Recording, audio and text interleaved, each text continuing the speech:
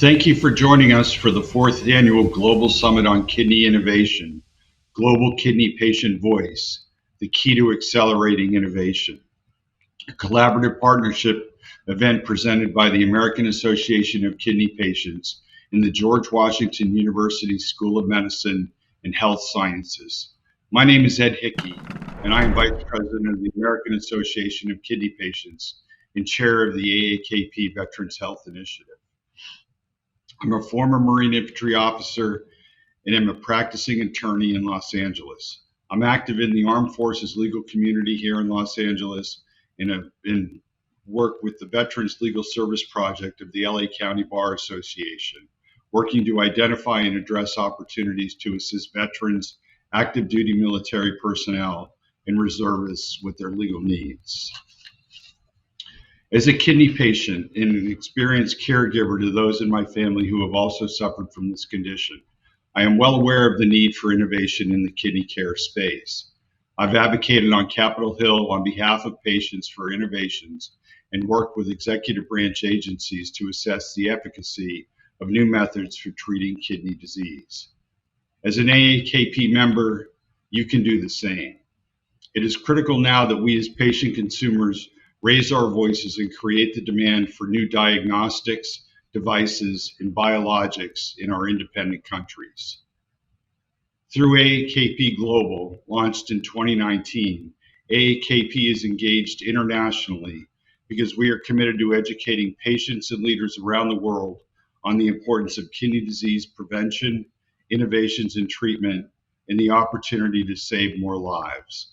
We believe that a united patient voice can drive innovation and policy decisions that determine timely regulation and payment for new and safe care treatments. Globally, we are working with patients, medical professionals, researchers, and medical industry allies to cultivate a united consortium led by patients. AAKP believes this international consortium can advance innovation and change kidney care in countries where healthcare systems and/or infrastructure do not support patient consumer choice and/or access to care or treatments. For this session, titled Global Kidney Patient Voice, the key to accelerating innovation, government agencies prioritize global kidney health, United States. I am now pleased to introduce another great friend and ally of AAKP's, as well as a friend of mine, Dr. Paul Palevsky. Dr. Palevsky is a professor of medicine at the University of Pittsburgh School of Medicine and deputy director of the Veterans Administration Kidney Disease and Dialysis Program. He also serves as current president of the National Kidney Foundation. Dr. Palevsky, thank you for taking the time to speak with us about how the Veterans Administration is prioritizing kidney disease. I turn it over to you, Paul. Hello.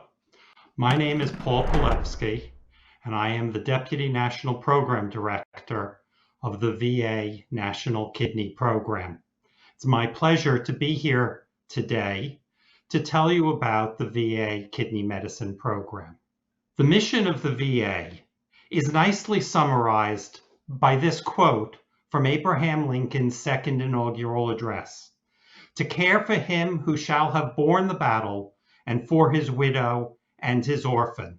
Although obviously in 2022, we are caring for both men and women, as the military and hence the VA have become gender diverse. The VA is divided into several different units.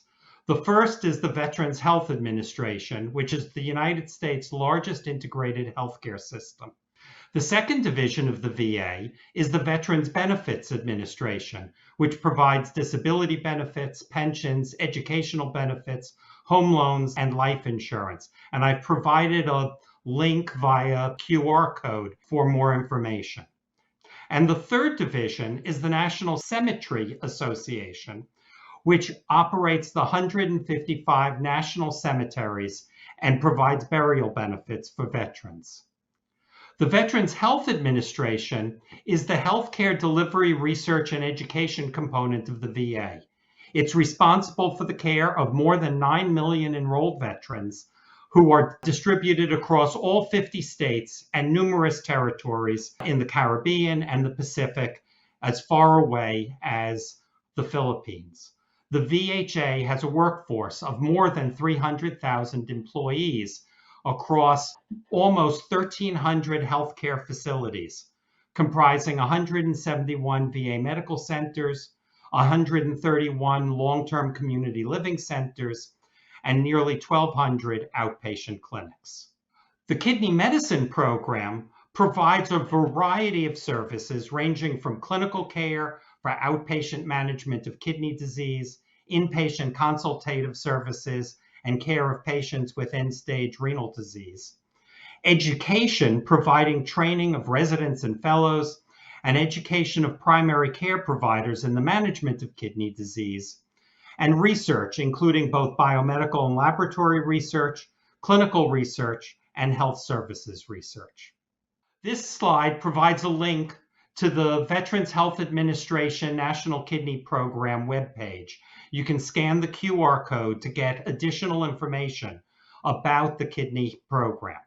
The burden of kidney disease in the VA is substantially higher than the burden in the United States as a whole. As we all know, there are approximately 37 million Americans with kidney disease, representing slightly more than 10% of the overall population, with 1/3 of the population at risk for the development of kidney disease. In the VA, approximately 15% of veterans have been identified as having a reduced glomerular filtration rate, a little over 11% having elevated urine albumin excretion, and combining those, over 22% of the VA population having evidence of chronic kidney disease.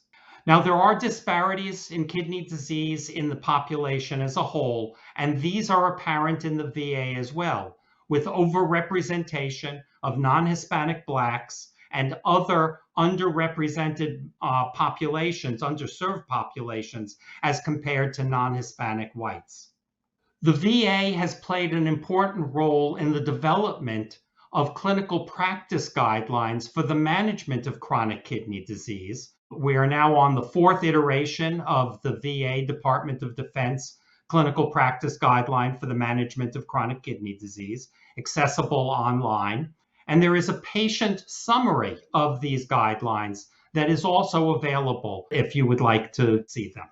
Unlike the private sector, the VA Kidney Medicine Program exists within the structure of a comprehensive healthcare system. So all veterans are cared for within patient care aligned teams, so that every patient who is cared for by the kidney medicine program is actually part of one of these larger patient care aligned teams.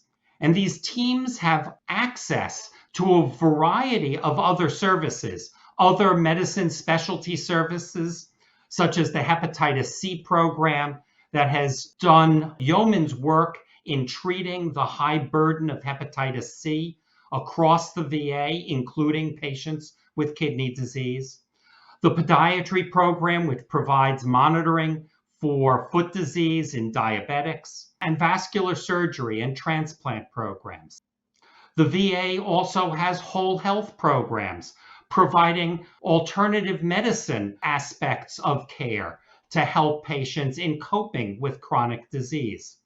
There are behavioral health services, and it's a particular issue within the VA because so many of our patients, as a result of their service, have behavioral health conditions such as PTSD that require ongoing care.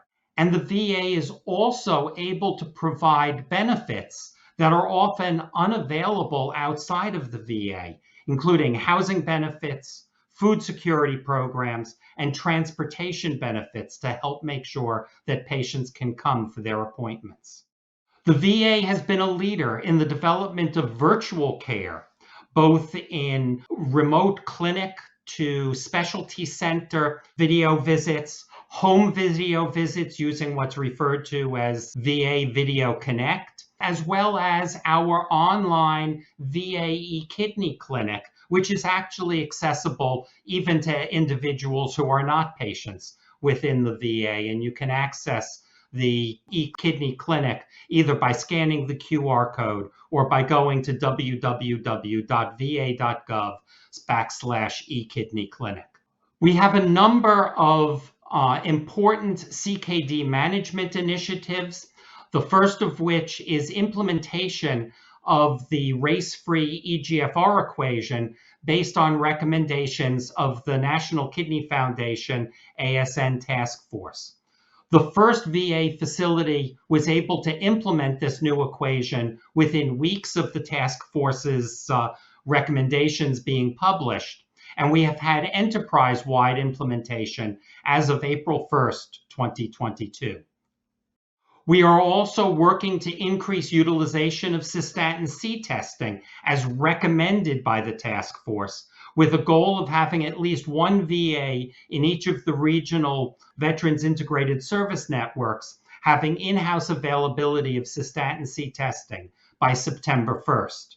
In addition, we've developed a clinical reminder to guide utilization of cystatin C, including use in patients with a new diagnosis of CKD, patients who have a potentially decreased creatinine production, such as individuals with spinal cord injury or progressive neuromuscular disease, and in patients with potentially increased creatinine production, such as individuals who are vigorous exercisers or bodybuilders. We are also committed to implementation of the Kidney Health Evaluation for Patients with Diabetes, or KED, performance measure. This measure assesses the annual performance of kidney health evaluation based on measurement of EGFR and urine albumin to creatinine ratio in patients with a diagnosis of diabetes mellitus. This is the same measure that has been adopted as a HEDIS measure for health plans in the private sector and is going to be utilized as a MIPS measure under Medicare.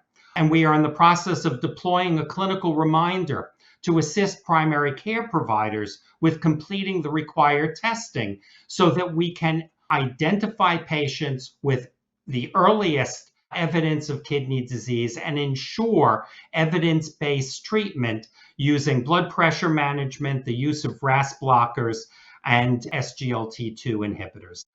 We have developed clinical resource hubs. There is a shortage of nephrology care in certain regions of the country. There are great swaths of the country without nephrologists in the VA system, such as in the state of Montana and certain other states across the plains. A clinical resource hub in New England has been able to provide virtual consults to facilities in areas lacking nephrology services.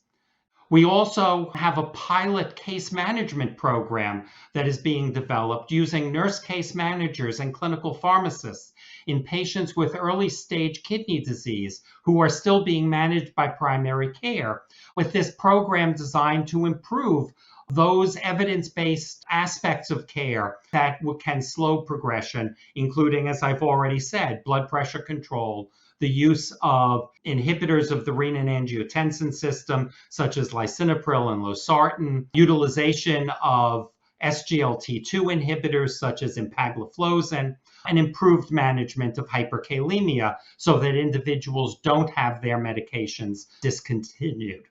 An important aspect of the VA kidney medicine program is the provision of dialysis. We provided dialysis to more than 35,000 veterans during fiscal year 21, and this has been a number that has been progressively increasing over the past decade. Overall, we provided 3.2 million dialysis treatments in fiscal year 2021. There are VA dialysis programs across the nation, although as you will notice, there are areas in the Mountain West where we have no programs, but the VA has an important footprint providing outpatient dialysis services for patients with end-stage kidney disease. We've provided chronic dialysis to more than 24,000 veterans. Now, the VA's intramural program can only provide a small percentage of that care, with more than 20,000 veterans receiving their dialysis care under what's referred to as community care, as established by the Mission Act. 85% of our veterans are dialyzing in the community. We also have a home dialysis program. We are committed to increasing the percentage of our patients on home dialysis, although we've struggled to get the numbers up. There are approximately 200 patients receiving home dialysis within the VA itself, and another almost 1,100 patients receiving community care home dialysis. The VA also has its own kidney transplant program, now with 9 transplant centers scattered across the country, the most recent of these to be activated, the program in Madison, Wisconsin. You can see that over the course of the past 12 months, ending in March 2022, we received referrals for over 1,800 patients, evaluated more than 1,200 of those patients. There are currently more than 1,600 patients listed for transplant at these 9 centers, and we performed 180 transplants over the past year. The VA has been criticized in the past for being slow in getting people referred and evaluated for transplant. Our referral process is a little bit different than in the private sector, since there is an initial evaluation that needs to be done by the referring VA before the patients are actually referred to the transplant center. There is a requirement that the initial evaluation be completed within 5 days of receipt of that referral. This is a virtual evaluation with a decision made as to whether the veteran is a candidate for further evaluation or not. There are many patients who are referred who have clear contraindications to proceeding.